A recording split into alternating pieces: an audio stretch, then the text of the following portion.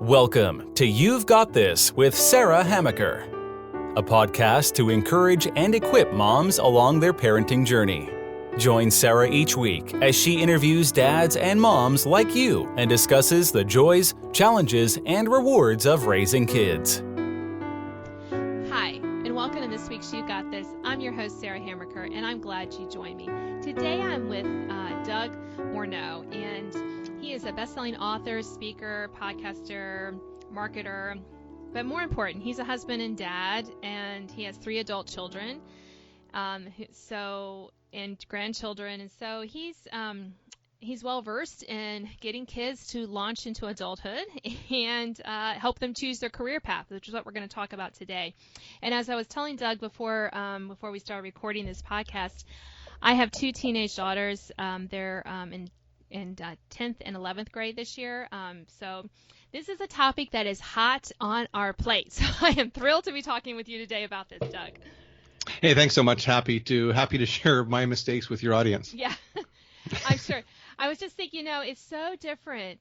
And I'm sure, I'm not the only parent who thinks this. It's so different to think about a career choice when I was a teenager and when my daughters are teenagers. And my husband and I are, we're both the same age. We graduated the same year in high school.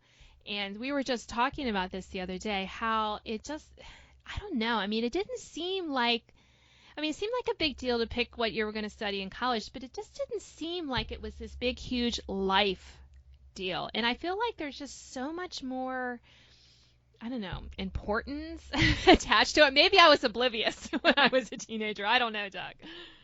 Well, I think lots has changed, obviously. If you look at the onset of technology and how much it plays a part of our life today that it didn't play when I was going through school and looking at college, and it's every day. To think now that people can earn a living blogging and posting on social media, that wasn't a career choice back then. Right. And it's not one generally you go to school for. So no, it's not. That's right. But that doesn't mean that you have to go to college to have a career. But I think that sometimes we maybe build it up a little too much, that they have to make this life choice and this is like going to affect them the rest of their life. When in reality, a lot of us, we start out in one job, it kind of morphs into another, and all of a sudden we're like, hey, I went to school for this, but I might not be doing that now. Yeah, absolutely. And, that was kind of the way that I went through school. And, I've changed careers, like totally different careers a few times. And so we just encouraged our kids to, as they were going through school, just to try different things. So whether it was dance or whether it was sports or something in the arts, our kind of rule of thumb in our household was try it for a season. So if you sign up and you get into it for 4 weeks, you don't like it, that, you're going to spend the 6 months and run it to the end. And then reevaluate it. If you don't like it, then fair enough, then just mark that off and try something else. But so it was really about encouraging them to try, and not just try for a day, but try it for a season. And if it works, then fine, continue doing that. If you like it, and if you don't, then move along. Right, and I wonder if in today's, I know you're in Vancouver, Canada, and I'm in right outside of Washington, D.C., and, I know when I look around at other parents and they're talking about their young kids and then they grow up to be teenagers, it seems like we put so much emphasis on finding one thing and focusing on that one thing. And, my kids never played soccer or anything. They weren't that interested. But, I kind of like that they could try different things, right? They could kind of think about different things they could get involved with as opposed to just picking one thing and then trying to be excellent at it. Because a lot of parents are like, well, they're going to have to get a scholarship to, to a college with that sport or musical instrument. Yeah, well, I wonder, though, lots of times if it's not, as parents, we're not trying to put our goals and ambitions on our kids. Not every kid needs to go to college to like you said, to have a career, or go to university to get a career, or get a scholarship to get a career. And my kind of advice to my kids was twofold. It was, find something that wakes you up 30 minutes before your alarm every day and do that. And hopefully someone will pay you for it. Right. Right. And so my daughter, my oldest daughter, Danielle, as we were traveling, she was interested kind of in the food and culinary, and we had been to this really nice resort in Mexico with a pretty nice restaurant, and we had been there, and the chef took her aside when I said, hey, my daughter's interested in pastry, and took her through the kitchen and spent a couple days with her. Like I said, do you mind? And for her, that was just an eye opening that, hey, I can make a career out of this. And she ultimately did go to school. She did get educated as a pastry chef, and that's what she's doing. But it was a bit of trial and error. And who would think that you would help make a career decision while you're on a family vacation?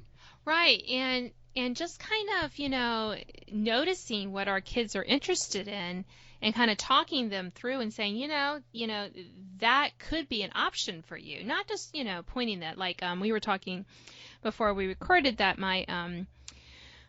both my daughters take Chinese, which I'm like, okay, that's that's great. And I just say, there's lots of opportunities for that. So, they both really like it. They're doing, pretty well with it. And just reminding them that there's, that there are options with the language that they didn't really think of. They're kind of like, oh, okay. So just kind of as they develop interests, to kind of remind them, oh, hey, you could potentially have a career with that. Here's some ideas, just to kind of get their minds thinking about it. Yeah, I think you're right. I mean, if today I think there's more opportunities in the world than there's ever been.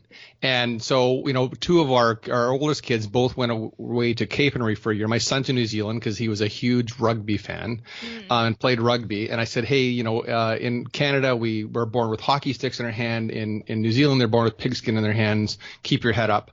But we sent him, when he went to Capenry, so it's a non-denominational Christian school. And I said to him, here's an opportunity to think and reflect on what you want to do for a career. You finished high school, you've got a year in Capenry, you don't have your friends, you don't have your parents, there's no outside influence telling you should do this, because I had heard that most teenage boys spend more time looking for their first car than they do looking for their career. That's an interesting statistic, Doug, and I'm not surprised at all, really. So I went, hey, you've got a whole year figured out. And he came back and he said, I really think that I'm called and I feel like I want to be a firefighter. And looking at how he serves and helps people all the time, that totally made sense.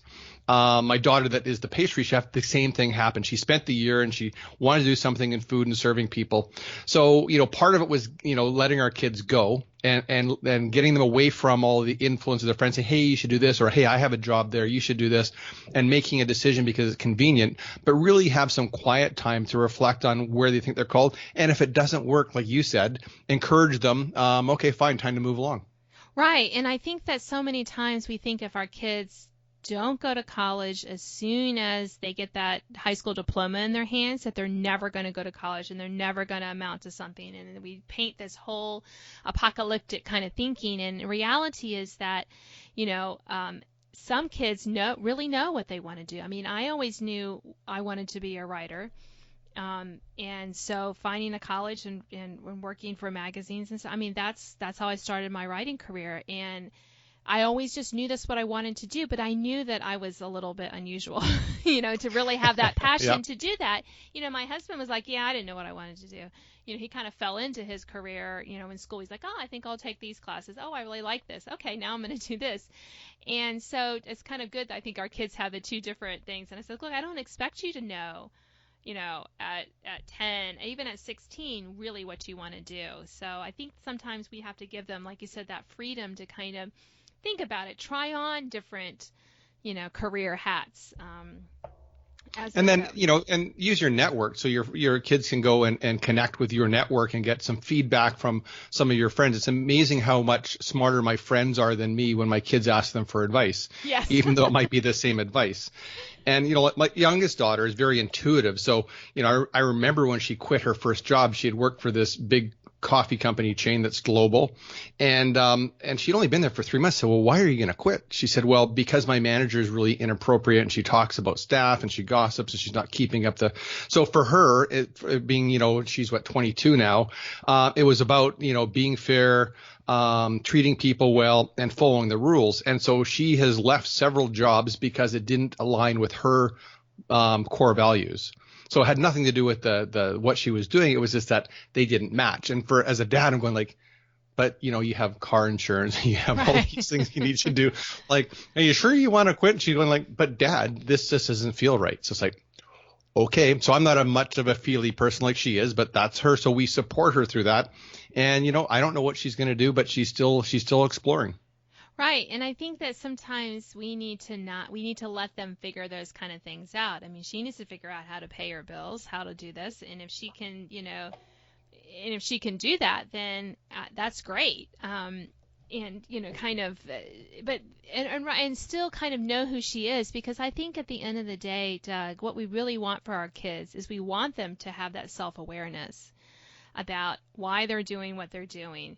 We don't want them to be working in that high-powered, job, wherever that is, law, doctor, whatever those big things that we think they need to go to the Ivy League schools for, etc.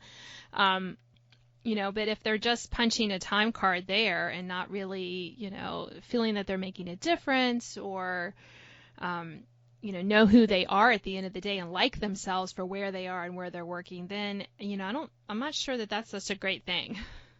Well, and a big thing that my wife and I found was, first of all, we were on the same page. So, we didn't have separate conversations with the kids around these types of decisions. So we were pretty much on the same page. And it was really reassuring them that we loved them regardless of the decisions that they made. Now, we might not agree with their decisions, but we would always unconditionally love them.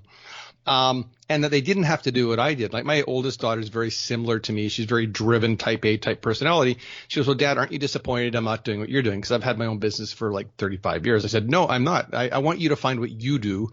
We all have different gifts and talents, and what I have as a gift and talent is different than yours. So go, figure out what yours is and work there, but don't in any way think you need to do what I'm doing. She goes, aren't you disappointed? I said, I'm not disappointed. I'm super excited that you love being a pastry chef and that you get to serve people and make them feel good through what you do. Right. And I think just helping our kids to discover that was her. I mean, I think we use passion a little too freely sometimes, but just help discover that this is what, like you said, makes her want to go to work in the morning.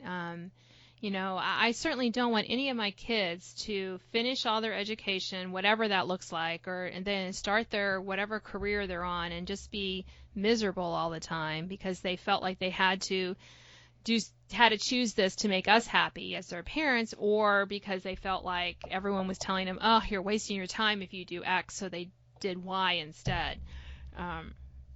Well, I think some of it too is looking at your like I said, your gifts and talents, and looking at what gives you energy and what gives you comfort. So my son, now that we've got 2 grandchildren and 1 more on the way, for him, security is very important. So he wasn't as interested in working for a small company. He was more interested in working fire department or a large company because he works well with teams. And so that's a team environment. So, you're a team, you live together, you work together.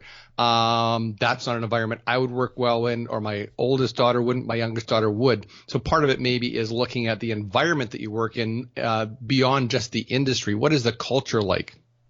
Yeah, and I think we don't talk enough about that with our kids, right? We just kind of talk about, hey, you should do this X or Y, and we forget to tell them, well, there's a lot of differences between, helping them kind of feel, what is your comfort zone? Are you more of a self-starter? So maybe you could work more remotely or work with a smaller office or less oversight. But we spend a lot less time helping them figure those kind of things out than we do, on the bigger picture items. Yeah, and there's so many of these jobs I think that are hidden. Like a friend of ours, his son just finished school, was originally going in to try for police department, couldn't get in, so he went into corrections. And his job is driving prisoners back and forth to the hospital, and he absolutely loves it. He gets to hang out with them for a few hours and talk. That's his job. I didn't know that job existed, but I guess in common sense, it's got to exist. But, he's super happy. He gets paid really well. He works a set shift. With policing, he was going to be in and out of town and away from his family. So for him, that was a good fit. Yeah, and just the kind of there's a lot of things. I think there's a lot of jobs like that that we kind of don't know exist, but might be really great fits, for our kids. I always say that I still am a huge history buff, and I minored in history in college, mostly because I thought the only job I could get with a history degree was teaching, and that didn't appeal to me. Well, I come to find out is that when I started my writing career, I was volunteering at the local history museum. I was like, oh, I could have gone into museum work. I had Yep. no idea that was Yeah. even a job, even though I knew museums existed and I knew people must work with them. It just didn't connect with me. Um, and I mean, my life would have taken a whole different turn if I had done that. But it was just kind of interesting so I think about that sometimes when I'm talking to my kids. I'm like trying to direct them to talk with people who know more than I do about what jobs are really available. For those who are proficient in the Chinese language, for example. It's more than just teaching English in China. There's translations and other things, and trying to help them kind of talk to people to explore those avenues, to see if there may be a good fit. There may not, but at least they'll have more information about the different types of things they could do with something they're passionate about. Because it's usually, like you said, not just one option. There's usually a whole host of options. Yeah, and until you're exposed to it, you don't know. And so one of the things that we tried to do is socialize our kids. So we tried to travel with them extensively and show them, the nice cities and then what's outside the city. So they had a good idea that, we're very blessed at kind of where we live and how we live. And so they experience different cultures and different languages and different foods. And that kind of opens their eyes. And we socialize them with adults. So we didn't, as we raised our kids, we didn't just stick them in the bedroom. Our kids at a very young age could carry on a full adult conversation with our friends. And some of our kids actually still talk to some of my business associates about business stuff that doesn't involve me. So I think that helps them to explore and get different options because they get different feedback from those people. Yeah, I love that. We often, when we have people over, and we love to entertain, and we're just very casual about it. We're very casual about it. And yeah, so we often, they are, expect our children to sit there and talk with them. And, as they've gotten older, yeah, the conversations have gotten more interesting to kind of ask them, what they do and to get those, that fuller picture of the world, because it's certainly much bigger than, than what my husband and I know. Well, and I think those are the things that we can do as parents that you wouldn't typically think about. I mean, we're not talking about career planning and we're not talking about aptitude testing. We're talking about social skills and helping them to develop a network. Like I've got one of my friends who's a very successful restaurateur. And so we were over at their place. He said, I really would like to help your daughter set up her own shop. He said, so for him, that wouldn't be a big deal to ink a check for $200,000 or $300,000 and just help her set up her own business because he'd like to franchise it and run it. Now, they've had that conversation without me. Another friend of mine who's a business coach, I didn't realize they were meeting for coffee, and he's coaching her because he wants to see her, reach her goals. So, by socializing the kids, I think our pastor says it takes a village to raise a family. And so that's the village example, is that it goes beyond you and I. And my wife and I, and it extends to our extended friends and extended community that come together because I think generally people want to see children or kids as they grow up be successful and be productive. Right, and I think that the more that we can, encourage our children to talk with our friends, in age-appropriate ways, of course, and kind of build the networks. I think that the better off they'll be, because like you said, you never know who's going to have a good connection for them, or just kind of just talk about their experiences, so they get more of what those experiences will be, beyond us, beyond their teachers, which is always important. Well, I think the other thing that was helpful too was we've done a fair bit of volunteer work in our community across everything from sports to church to politics, and so we made sure we brought our kids with us. So that became a whole nother area of thinking for them, because they got to meet different people in different situations, and as a volunteer, they got recognized for some of the stuff that they were doing and built some great relationships and have gone off to do their own things because of that. So again, it was just like you said, expose them to a bunch of stuff and help them filter it out, and then what resonates with them will stick, and that's maybe the direction they'll go. Yeah, and I think that, again, the more we can do that, I think the better for our kids, for us, for their future too. And that's also, I know that doesn't seem like, it's more a lot of those kind of soft skills they talk about that are so important. It's kind of those, kind of behind the scenes thing that help our teens, figure out what they want to do in their life. Well, I think that society has had low expectations of what the kids can do. My wife read a book a while ago, like a long time ago, called Do Hard Things. And it was really about teenagers and how that we as society invented teenagers, that if you look back in history, you're either a child or an adult. And so we created this idea of a teenager, and the expectation of the teenager was they'd do their homework, make their bed, go to school, eat their meals. And then you go back and you read through this book and you look at people who have done great things like, starting the Red Cross and all these things that were started by people that were very young. So I think society as a whole, at least is my opinion, has not set high expectations for the teenagers. And if we do set a higher expectation, I think they'll rise to that. Oh, I agree entirely, and I love that book. Made my kids read, made my teenage girls read it, because we want to encourage them that they can do important things, and that and that they don't have to wait until they're totally grown to have an impact in their world, and whether the world big or small, they can have impact in their family and their community. More than they know. So I think that's a perfect way to kind of wrap up our podcast today, Doug. So thank you so much for joining me. And thanks so much for having me on. It's so excited. I could talk about my kids all day, and I'm sure you could do the same. Yes, many times. Although they don't want me to talk about them all the time. So I'll stop for now. Okay. Well, thank you for joining me. You've been listening to You've Got This. I'm your host, Sarah Hammaker, and today I've been talking with Doug Morneau. He is an author, speaker, podcaster, and a husband, a father, a grandfather. You can find out more about him and his work in his bio, which is linked to this podcast. So thanks for joining me, Doug, and I will talk to you all next week. Thanks for listening to this week's podcast of You've Got This with Sarah Hammaker. Sign up to receive notification of new podcasts and listen to previous editions at sarahhammaker.com. Until next time, remember, parenting might be hard sometimes, but don't worry, you've got this.